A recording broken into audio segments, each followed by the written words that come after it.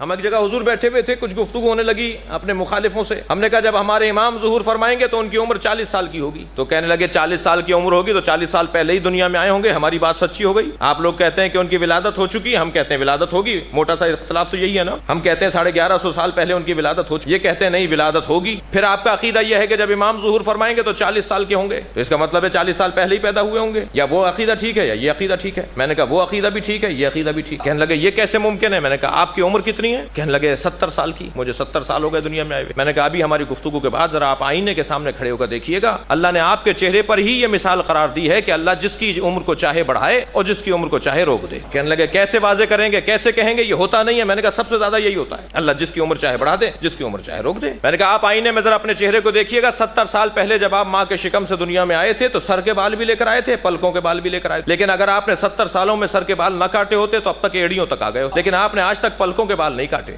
سر کے بال بڑھ کر بتا رہے ہیں اللہ عمر بڑھاتا ہے, پلکوں کے بال رک کر بتا رہے ہیں اللہ عمر روک دیتا ہے. عمریں دونوں کی برابر, عمریں دونوں کی ایک ہے, عمریں دونوں کی 70 سال ہے. ایک کی رکی بھی ہے, ایک کی بڑھ رہی ہے.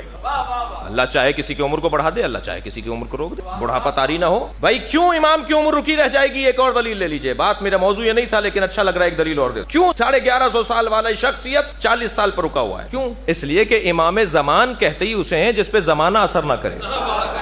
سورج اس پہ اثر نہیں کرے گا, آب و ہوا اس پہ اثر نہیں کریں گے. ہمارے بال سفید کیوں ہوتے ہیں, ہماری جھریاں کیوں پڑتی ہیں, ہمارے بدن کے اندر جو ہے وہ کمزوری کیوں آتی ہے, یہ روشنی اثر کرتی ہے. یہ بھی طبی موضوع, یہ روشنی جو ہے یہ اثر کرتی ہے. جہاں روشنی پڑ رہی ہوتی ہے وہاں آپ کوئی ذرا آپ کوئی پینافلیکس تو لگا دیجئے, باہر کوئی سینری تو لگا دیجئے, ایک ہفتے بعد اس کا رنگ بھدا پڑ جائے گا. دھوپ اگر بلا فاصلہ نہ بھی پڑ رہی ہو, روشنی صرف آ رہی ہو, رنگ تبدیل ہو جائے گا. روشنی اثر کرتی ہے, روشنی بدن پہ اثر کرتی ہے, اور روشنی کا منبع ہے سورج. ایسا ہی ہے. تو امام رضا فرماتے ہیں کہ امام زمان اسے کہتے ہیں جس پہ زمانہ اور سورج اور چاند اثر نہ کرتا ہو. کسی نے پوچھا تھا مولا آپ امام کو آواز دے کر کہا یا صاحب الزمان. حضرت نے فرمایا مجھے صاحب الزمان نہیں کہو. بعض القاب مخصوص ہیں. امیر المومنین علی کے علاوہ کسی اور امام نے نہیں کہنے دیا. کسی بھی امام نے ٹوک دیا فوراً خبردار ہمیں امیر المومنین نہیں کہو, امیر المومنین صرف علی ہیں. اسی طرح امام زمان اور صاحب الزمان ائمہ نے روکا, خبردار ہم امام زمانہ نہیں ہیں, امام زمانہ ایک ہی ہے. جی تو حضرت نے فرمایا تم دیکھ نہیں رہے میرے بال سفید ہو رہے ہیں. جس نے صاحب الزمان امام رضا کو پکارا اس سے کہا تم دیکھ نہیں رہے میرے بال سفید ہو رہے ہیں.